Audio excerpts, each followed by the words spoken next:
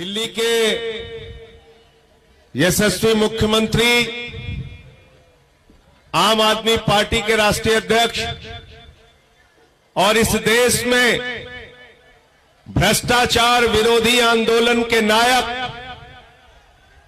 और आज जिस अरविंद केजरीवाल की गूंज उत्तर प्रदेश से लेकर पंजाब, उत्तराखंड और गोवा तक पहुंच रही है, और सारी विरोधी पार्टियां, चाहे वो बीजेपी हो, कांग्रेस हो, सपा हो, बसपा हो, सब जिसके खिलाफ लामबंद हो गई है, उनके साथ देश की जनता खड़ी है, देश के लोग खड़े हैं।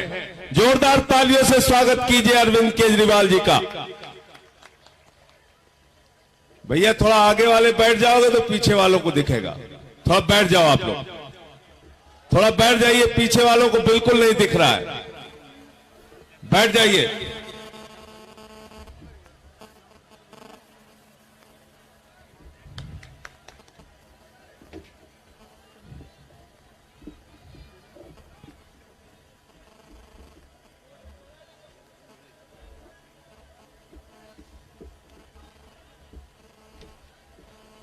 रामनगर के हमारे प्रत्याशी युवा साथी धर्मवीर सिंह जी, जिनके प्रयास से आज की इतनी सफल सभा का आयोजन आप लोगों ने किया है, आम आदमी पार्टी के एक एक कार्यकर्ता का मैं अभिनंदन करता हूं, धन्यवाद करता हूं, आभार करता हूं। बाराबंकी जिले से नीरज रावत जी कुर्सी विधानसभा, प्रदीप वर्मा जी बाराबंकी विधानसभा, भागीरथ गौतम जी जैतपुर विधानसभा, शिवानी रावत जी हैदरगढ़ विधानसभा और मुकेश प्रताप सिंह जी दरियाबाद विधानसभा से, ये बाराबंकी के अलग अलग जिलों से भी हमारे प्रत्याशी हैं। मंच पर हमारे प्रदेश अध्यक्ष सबाजीत सिंह जी, सीवाईएसएस के प्रदेश अध्यक्ष बंसराज दुबे जी, हमारी चुनाव प्रभारी और यूपी की सह प्रभारी ब्रिज कुमारी जी और विनय पटेल जी, जो पंचायत प्रकोष्ठ के अध्यक्ष हैं प्रदेश के और इस जिले के प्रभारी भी हैं। मैं सबका स्वागत अभिनंदन करता हूं। ज्यादा समय आपका नहीं लूंगा, क्योंकि आप लोग इतनी देर से उस महानायक को सुनने के लिए इकट्ठा हुए हैं, जिसने आम इंसान की जिंदगी में बदलाव लाने का काम किया और देश की राजनीति को यह बताने का काम किया कि आपके बच्चों की शिक्षा के लिए, स्वास्थ्य के लिए, बिजली के लिए, पानी के लिए कैसे काम किया जा सकता है। और आज दिल्ली मॉडल की, केजरीवाल मॉडल की तारीफ सिर्फ हिंदुस्तान में नहीं, पूरी दुनिया में हो रही है। अमेरिका के राष्ट्रपति की बेटी हिंदुस्तान में आती है तो वो कहती है हमें केजरीवाल का स्कूल देखना है। पहले लोग कहते थे अमेरिका से सीखो, अमेरिका से सीखो, आज अमेरिका वाला कह रहा है केजरीवाल से सीखो, आम आदमी पार्टी से सीखो, टोपी वालों से सीखो। मैं पूरे आदर और सम्मान के साथ आमंत्रित करता हूं दिल्ली के यशस्वी लोकप्रिय मुख्यमंत्री आदरणीय अरविंद केजरीवाल जी को कि वह और अपने विचार रखें।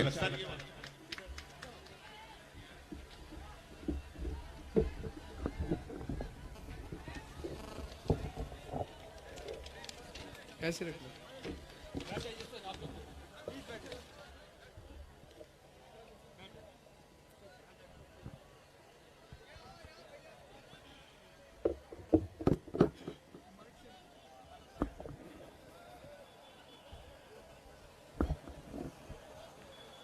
आज यहाँ पे इतनी भारी संख्या में आए हुए मैं देख रहा हूँ, पीछे भी सड़क पे बहुत सारे लोग खड़े हुए हैं।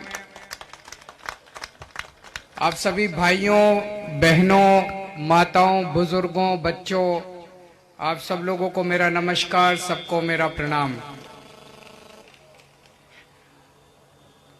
दोस्तों,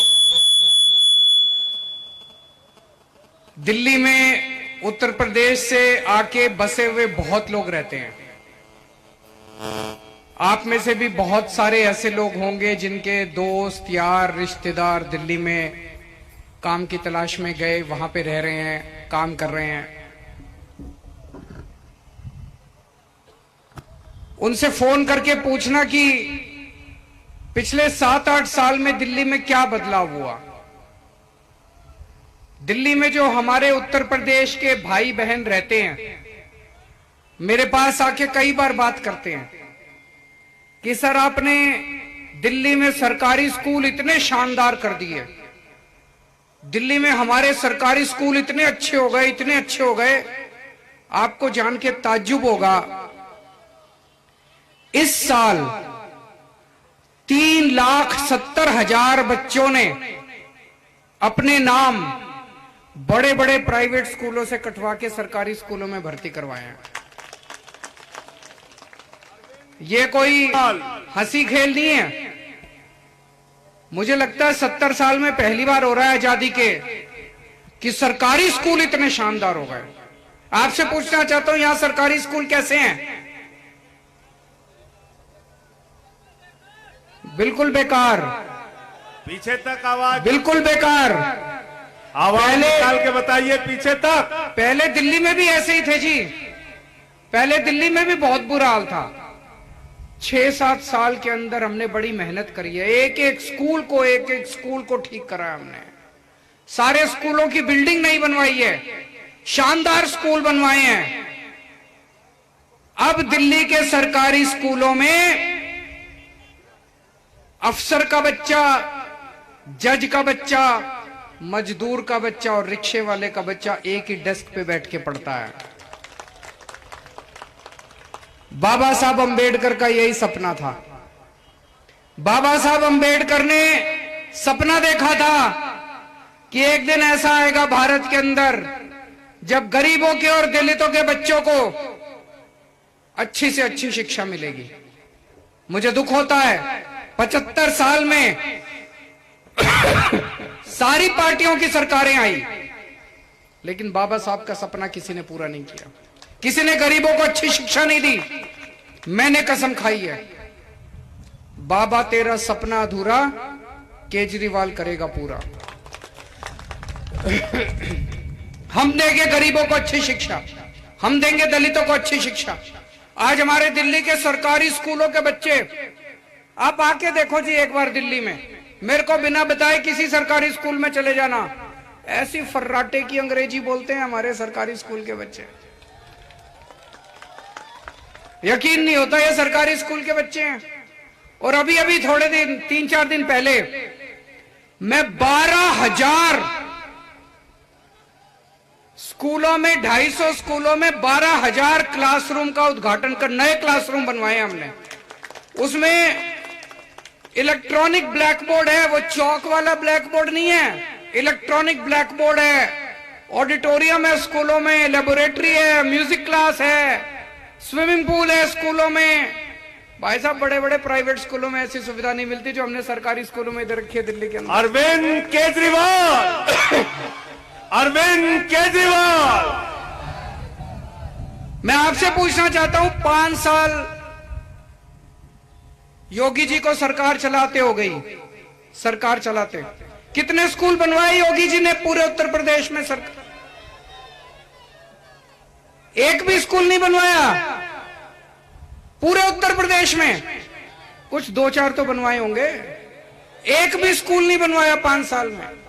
कॉलेज कितने बनवाए 5 साल में? यूनिवर्सिटी कितनी बनाई 5 साल में? हमने 3 यूनिवर्सिटी, नई यूनिवर्सिटी खोल दी दिल्ली के अंदर, 3। दिल्ली तो छोटा सा है, उत्तर प्रदेश तो इतना बड़ा है। कितने अस्पताल बनवाए योगी जी ने 5 साल में? हमने इतने अस्पताल बनवाए हैं जी दिल्ली में, इतने सारे। उत्तर प्रदेश से बहुत सारे लोग आते हैं हमारे यहाँ इलाज कराने दिल्ली में। दिल्ली में हमने सबका इलाज मुफ्त कर दिया आपका, और खूब सारे मोहल्ला क्लिनिक, हर गली में मोहल्ले में एक-एक क्लिनिक खोल दिया। आपको बुखार है, आप क्लिनिक में चले जाओ, वहां डॉक्टर फ्री, सारी दवाई फ्री, सारे टेस्ट फ्री, सारा इलाज फ्री। और मान लो आपको बड़ी बीमारी हो गई, किडनी ट्रांसप्लांट करना है, लिवर ट्रांसप्लांट करना है, कैंसर की बीमारी हो गई, आप दिल्ली सरकार के बड़े अस्पताल में चले जाओ, 70 लाख 80 लाख रुपए भी लगेंगे, सारा फ्री है, सारा दिल्ली सरकार। अरविंद केजरीवाल, अरविंद केजरीवाल, दिल्ली के 2 करोड़ लोगों को एक एक आदमी चाहे अमीर हो चाहे गरीब हो, सबका इलाज दिल्ली की सरकार के अस्पतालों में फ्री में होता है। योगी जी ने कितने बच्चों को नौकरी दी पिछले 5 साल में? दिल्ली में हमने 10 लाख बच्चों को पिछले कुछ सालों में नौकरी दी है। 10 लाख बच्चों को, वेबसाइट पे है सारा डेटा, देख लेना खोल के। 10 लाख बच्चों को।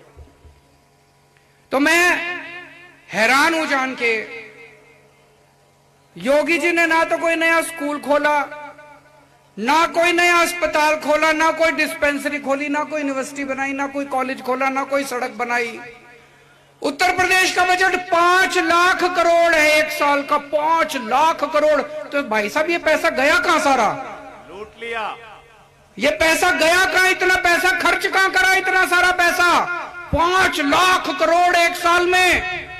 ना कोई यूनिवर्सिटी, ना कॉलेज, ना स्कूल, ना अस्पताल, ना दवा, ना दारू, ना रोजगार, ना बच्चों को कुछ दिया। पैसा गया कहां भाई साहब इतना सारा? सोचने वाली बात है कि नहीं है? पैसे की कमी नहीं है, नीयत की कमी है। और ये 24 घंटे पता नहीं इनको आजकल क्या लत लग गई। सबको कहते हैं ये आतंकवादी, ये कह रहे केजरीवाल आतंकवादी है। ये राहुल गांधी, प्रियंका गांधी, मोदी जी, अमित शाह पिछले कुछ दिनों से, ये 5-7 दिन से रोज चिल्ला रहे हैं केजरीवाल आतंकवादी है, केजरीवाल आतंकवादी है। भाई साहब मैं शक्ल से आतंकवादी नजर आता हूं? कोई मैंने ऐसा काम करा हो आतंकवादी का? कोई आतंकवादी दुनिया में आज तक आपने सुना हो जो बच्चों के स्कूल बनवाता हो? कोई आतंकवादी ऐसा सुना हो जो बच्चों की पढ़ाई कराता हो?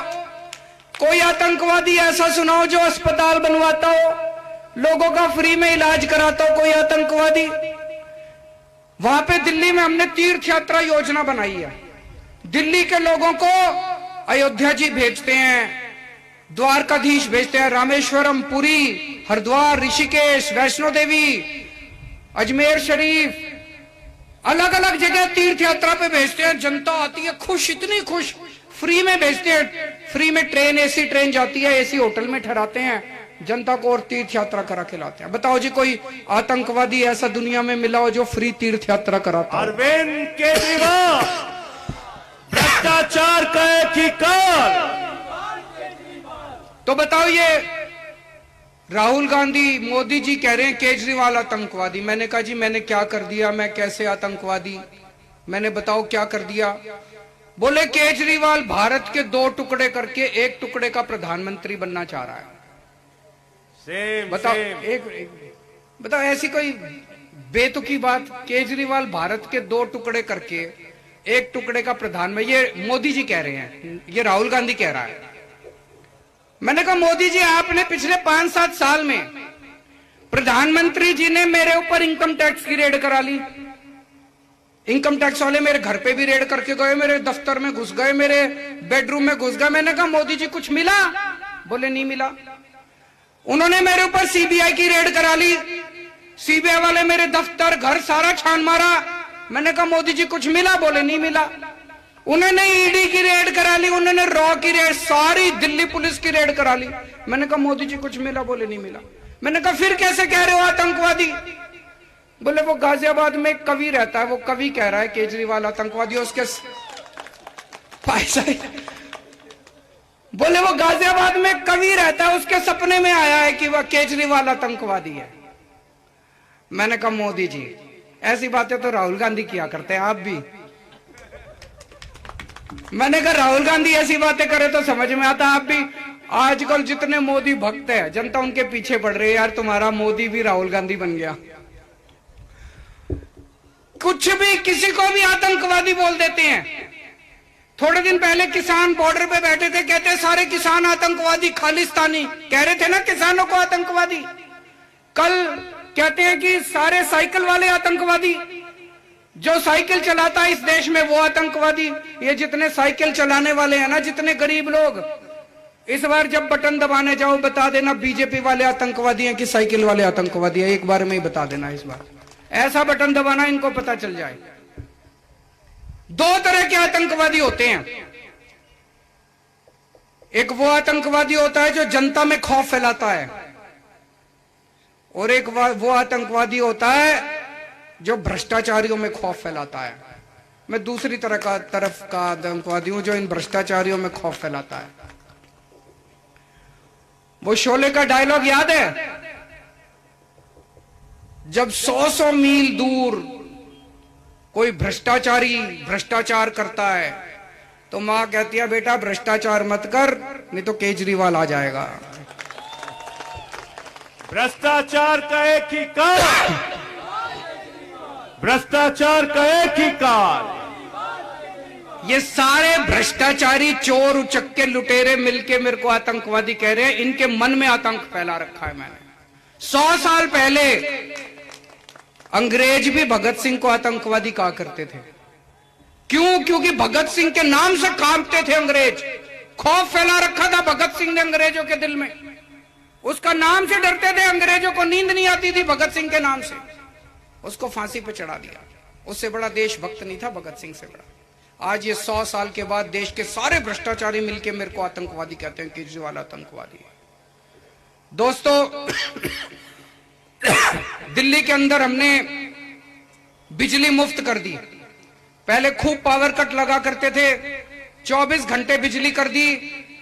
बिजली 24 घंटे आती है और मुफ्त बिजली आती है। लोगों के जीरो बिजली के बिल आते हैं, जीरो।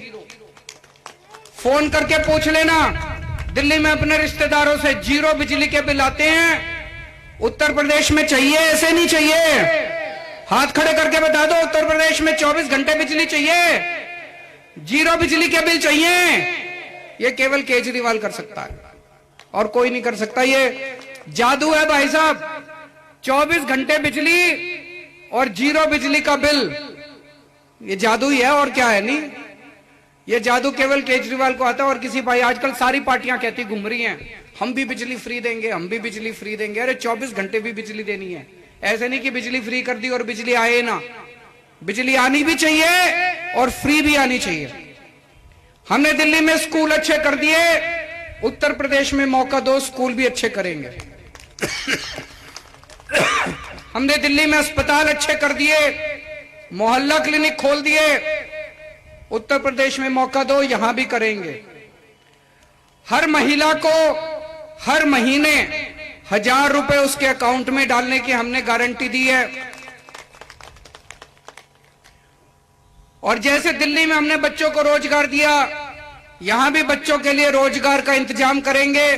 और जब तक उनको रोजगार नहीं मिलता तब तक हर महीने उनको बेरोजगारी भत्ता दिया जाएगा।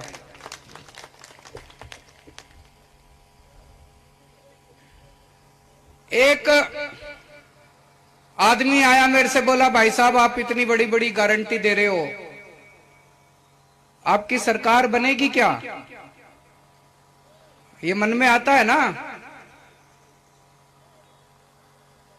आजकल ये सारे सर्वे दिखा रहे हैं कि इनके बीच में कांटे की टक्कर है। हंग असेंबली आ सकती है। अगर हंग असेंबली आती है तो हो सकता है बीजेपी को सरकार के बाहर रखने के लिए हमारी जरूरत पड़ जाए, जितनी भी सीट आए हमारी।